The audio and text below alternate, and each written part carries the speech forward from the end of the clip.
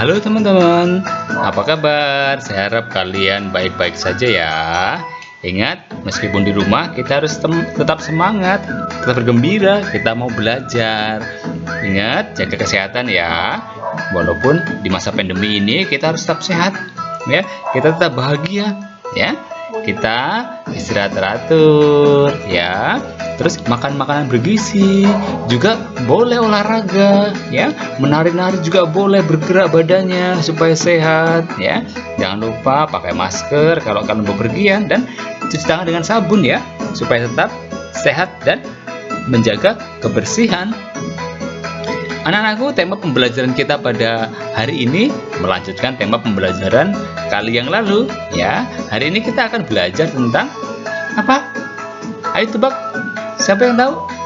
Iya, tentang peran lingkungan ya, turut mengembangkan diriku sebagai perempuan atau laki-laki tentunya. Ya, hari ini Tuhan Yesus mau mengajak kita untuk semakin menyadari akan peran lingkungan bagi perkembangan pribadi kita. Ya, pribadi kita kan unik ya, entah itu sebagai laki-laki, entah sebagai perempuan. Nah, sekarang kita akan lihat dulu apa sih yang dimaksud dengan lingkungan. Lingkungan itu apa saja ya? Nih, ini yang disebut dengan lingkungan ya, sesuatu yang apa? Yang berada di luar diri kita. Ya, ingat, kita hitung yuk dari mulai kita membuka mata kita pagi-pagi. Ketika kita membuka mata kita, langsung kita menghirup udara. Wah, udara itu yang membuat kita tetap merasa hidup, ya kan? Terus apa lagi? Terus ketika kita membuka mata, kita bisa melihat, oh ternyata sudah siang, matahari sudah terbit. Nah, itulah juga merupakan lingkungan di sekitar kita, ya. Ingat, sekali lagi, lingkungan itu semua yang berada di luar kita, ya. Entah itu berhubungan dengan alam, ya. Ada angin, ya, udara yang membuat kita bisa bernafas, ada matahari, ya. Terus ada pepohonan, ya. Terus apa lagi kira-kira yang termasuk lingkungan kita? Ayo, teman-teman tebak coba, ya. Ini juga termasuk lingkungan ya. Ini gambar sekolah ya. Di sekolah juga itu biasa ada bunga-bunga ya, ada rumput-rumput. Nah, itu juga termasuk lingkungan, bunga-bunga yang indah ya. Nanti di situ bisa kita main peta umpet ya. Bisa apa? Bisa kemudian kita melukis di situ ya. Kita bisa bermain ya, bermain lompat tali ya. Bagi yang perempuan biasanya sukanya main lompat tali. Tetapi cowok boleh nggak yang main lompat tali? Boleh dong. Terus main sepak bola ya. Sepak bola itu untuk siapa? Untuk laki-laki atau perempuan? Ya, semua boleh bermain sepak bola ya. Tapi yang paling senang itu biasanya yang laki-laki ya, main sepak bola. Nah, anak-anakku, selain itu apa sih yang termasuk lingkungan? Nah, yuk kita lihat yuk. Mana saja sih yang termasuk lingkungan yang lain itu? Nah, lihat. Ini adalah lingkungan lain ya. Lihat, ada ayah bunda kita, ada papa kita, ada teman-teman kita ya. Ada juga misalnya apa, hewan-hewan di sekitar kita ya, entah yang punya kucing, punya anjing, atau pembeli ayam atau burung ya. Itu juga termasuk lingkungan sekitar kita. Ya, ada air yang mengalir ya, ada hujan ya. Ingat bahwa sekali lagi lingkungan adalah semua yang di sekitar kita ya. Anak-anakku terkasih ya, kita semua bisa menjadi seperti ini karena apa? Karena pengaruh lingkungan ya. Kita sejak awal diajari berbicara oleh ayah kita, oleh ibu kita ya. Kita sejak kecil juga diajak bermain dengan mereka ya. Tanpa mereka kita tidak bisa apa-apa teman-teman ya. Jadi peran mereka itu sangat penting sekali ya. Di Indonesia tidak ada salju ya. Mungkin di daerah Eropa sana ada salju, maka mungkin ya berpakaiannya ya harus tebal ya.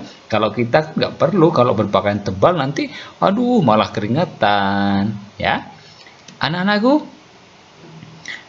dalam kehidupan kita ya, sekali lagi mulai dari kita bangun tidur sampai tidur lagi, itu pasti kita terpengaruh karena lingkungan ya. Kita tumbuh karena lingkungan kita. Nah, kita bisa meneladan Tuhan Yesus ya. Tuhan Yesus juga sama seperti kalian ya. Tuhan Yesus, ingat ceritanya ya. Jadi Tuhan Yesus sejak awal ya, lihat waktu Bunda Maria mengandung ya, harus berjalan jauh mencari penginapan, tidak dapat ya. Kemudian akhirnya melahirkan di mana? Di kandang domba ya. Jadi Yesus sama seperti kita juga pernah lahir, pernah kecil ya. Siapa nama ibunya? Siapa nama ibu Yesus? Ya, Bunda Maria, betul ya. Terus lahirnya di mana? Di Nazaret ya. Di Nazaret itu di daerah Palestina sana ya. Nama bapaknya siapa? Santo Yosef ya. Mereka berdua juga membimbing ya, mendidik ya Yesus supaya menjadi orang yang baik dan bijaksana ya. Juga seperti kalian, diminta tolong ini, diminta tolong itu ya, membersihkan tempat tidur, mungkin ya, menyapu halaman. Itu cara orang tua mendidik kita ya, sama seperti Tuhan Yesus ya. Lihat gambar ini ya, Tuhan Yesus kecil ya. Papa, iya anakku, Papa sedang apa? Papa sedang mau membuat meja. Loh, kok mau membuat meja?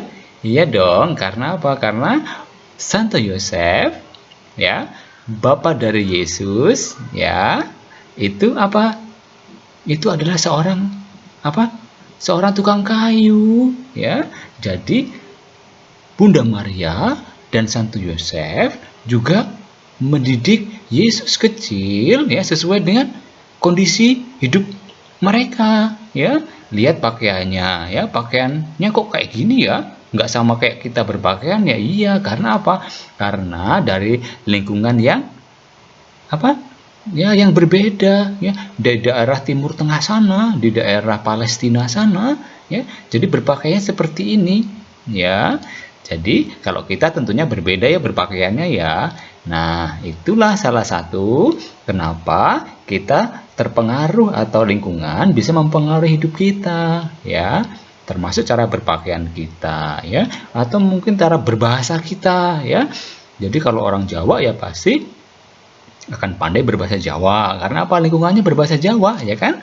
Kalau mereka yang dari NTT misalnya ya berbicara bahasa NTT ya, ada bahasa Adonara, ada Loleba, atau ada lemah holok atau apa gitu ya.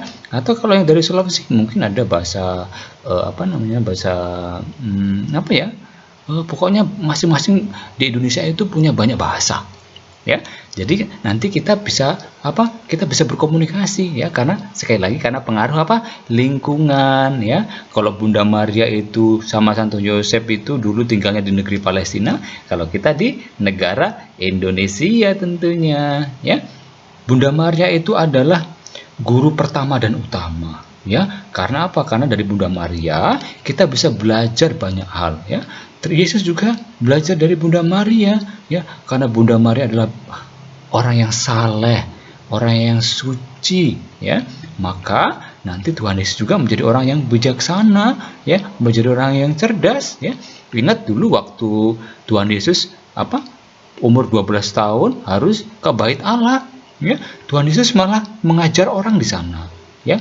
Jadi Yesus menjadi pribadi yang cerdas dan juga bijaksana ya. Selain tentunya Santo Yosef juga ya melatih Tuhan Yesus untuk bekerja juga ya, membantunya sebagai tukang kayu sehingga menjadi orang yang bertanggung jawab ya.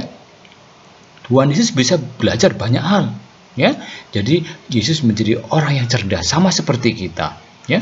Kalau kita turut atas teladan, ya, atas bimbingan dari orang tua kita, ya, maka kita bisa menjadi orang yang cerdas, ya. Terus kemudian apa?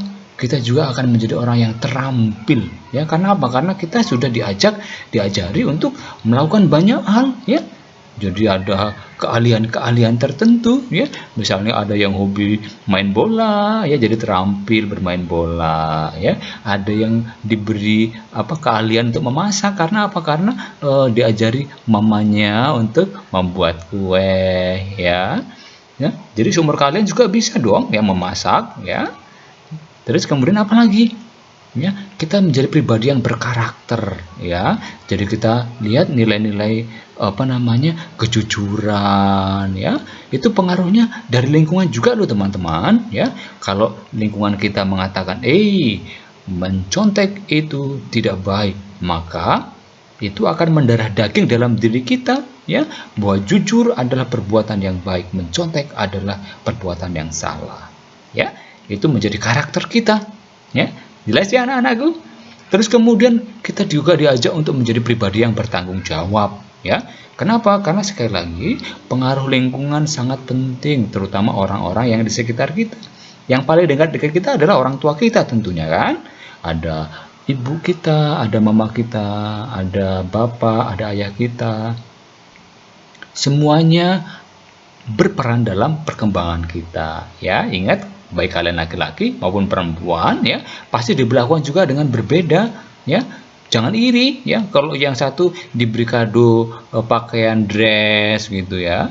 Ya karena memang itu untuk perempuan, ya. Kalau yang yang cowok diberi pakaian kaos sama celana, ya, bukan terusan, ya memang itu fungsinya, ya. Jadi jangan merasa aduh aku pengen sama, ya enggak dong, karena kita masing-masing unik, ya, harus juga diperlakukan secara berbeda, ya.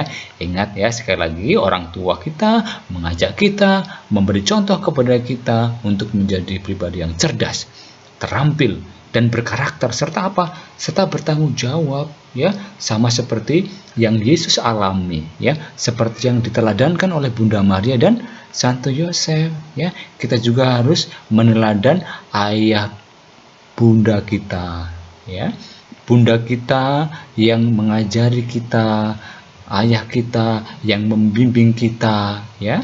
Kita harus mencontoh mereka karena mereka luar biasa. Anak-anakku terkasih,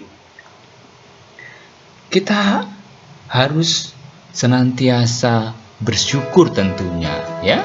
Di samping atas anugerah-anugerah yang kita miliki, ya, atas keterampilan yang kita miliki, atas kecerdasan yang kita miliki, atas karakter-karakter yang sudah ada dalam diri kita, ya, kita harus bersyukur, ya.